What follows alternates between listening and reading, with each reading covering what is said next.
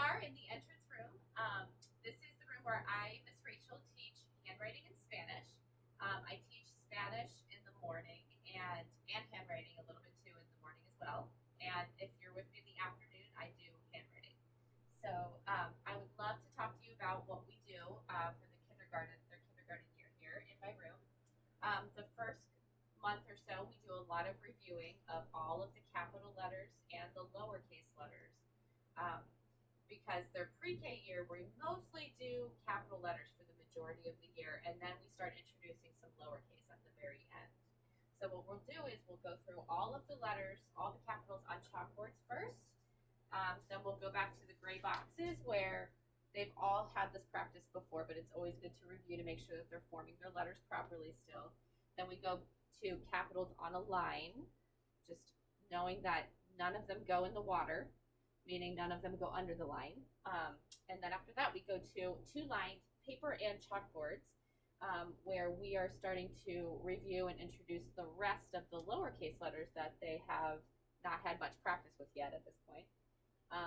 While we're doing that, we're also talking about what is a sentence and what that means to form a sentence, the things that you need to make a correct sentence: capitalization, organization, punctuation, spelling and spacing.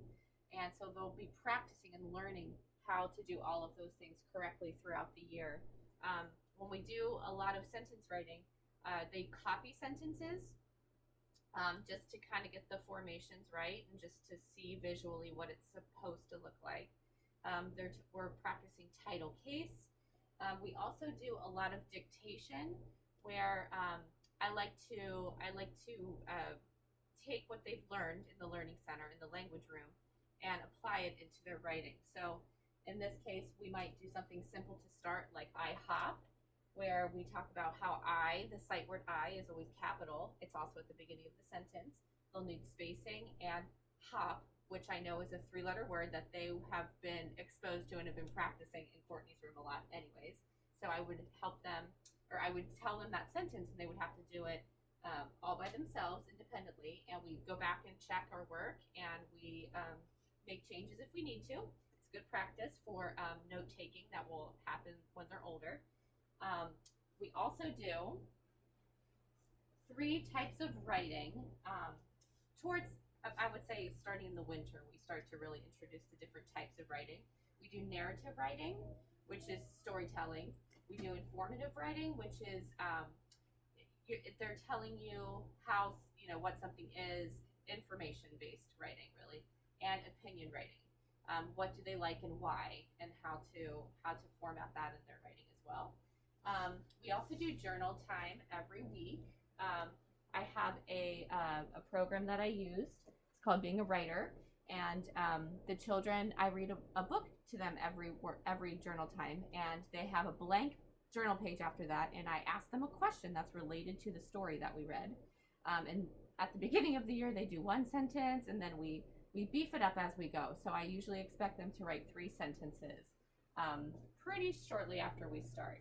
And we use these concepts again: capitalization, organization, spelling, spacing, things like that, while they're independently writing.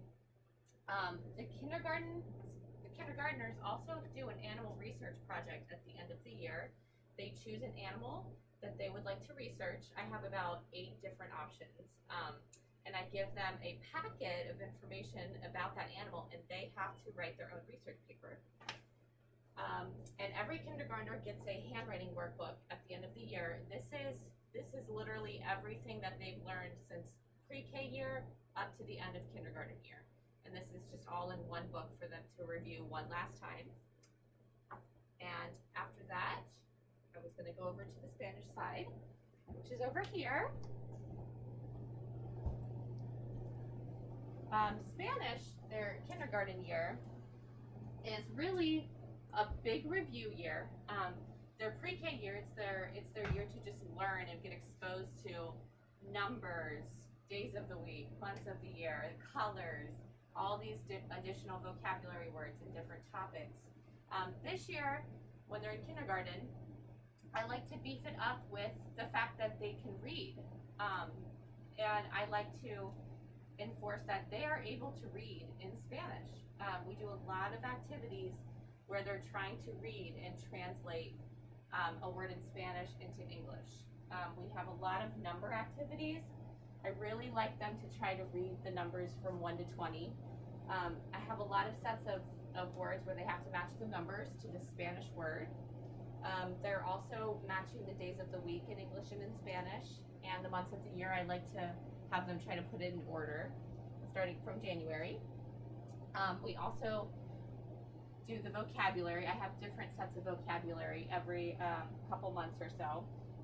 For example, we do fruits and vegetables, so they're reading the words and they're trying to match them to the right object or picture. I have another set that only the kindergartners usually do, would be our tiles here, where they know that cow is vaca, but they're going to have to take some tiles and try to spell it for me.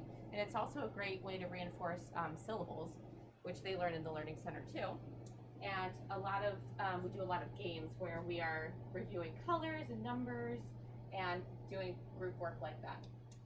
So that's my Spanish side, and I can't wait to have you here. This room is really great for kindergartners because there's so much writing, and it's a great way for them to just have a good foundation for elementary school. And I think the more they practice, the faster they get and the more comfortable they get. And once they get older, they already have a great foundation to get them started for their next year.